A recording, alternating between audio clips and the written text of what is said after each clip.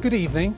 A woman who was stabbed multiple times by a partner while she was 8 months pregnant has learned he will be transferred to an open prison 4 years earlier than expected. Natalie Queiroz and her unborn daughter almost died in the brutal attack in Sutton Coldfield in 2016. Natalie is now campaigning for domestic abuse offenders to be exempt from early transfer, saying the prison move doesn't feel like justice. Catherine Stancheshin reports. One Friday afternoon, on my way to meet my partner, and a man jumped on me from behind as I approached town centre. I thought I was being mugged. Next thing I know, that man pulls a knife, and for the following 9 minutes I'm stabbed repeatedly. In 2016, Natalie Queiroz endured a ferocious 9-minute attack on a Sutton Coldfield street. She was 8 months pregnant. The perpetrator turned out to be her partner, Babu Raja, disguised to look like a stranger. It was really, really horrendous because there was, it was just awful. Because there was just there's no reason. Raja was given an 18-year sentence with possible parole at 12 years and, if not granted, a move to open prison at the 13-year mark. But this year, Natalie found out changes to prison guidance meant he could now enter a more lenient prison setting significantly earlier than she had been told. Now it's been confirmed. He's being transferred just 9 years into his sentence. I was so scared because I thought, this is the reality now. Here I am with the fact that he's going to be getting potential for day release, that he's going to be getting out into society, and it felt really unjust after just 9 years. It just doesn't feel like justice, not after what he did to me, not after what he did to our baby.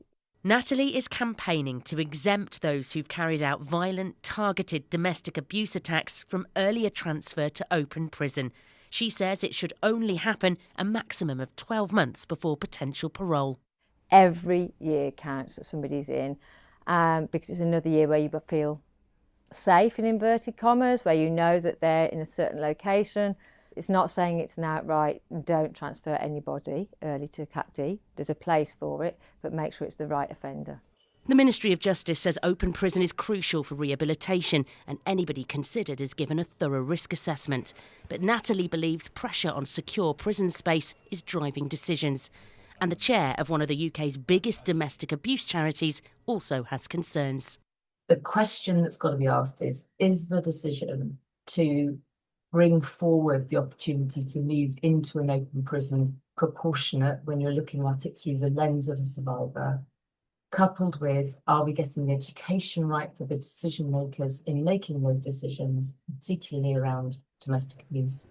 The MOJ told us it's creating an extra 14,000 prison places by 2031 and will make sure prisoners earn any move to less secure facilities. Well, Kath joins us now. Kath, we've been hearing a lot, haven't we, recently about open prison releases, mistakes made with some prisoners.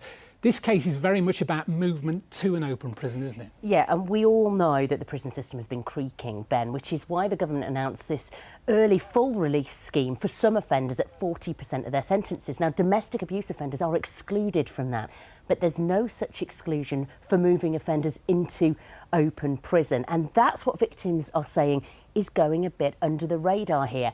Why does it matter? Well, because it's lighter conditions, it's day release, potentially even jobs for some. And for this very specific targeted group of victims, they say it's a huge worry, not just because of the fairness of the punishment, but also for their own safety.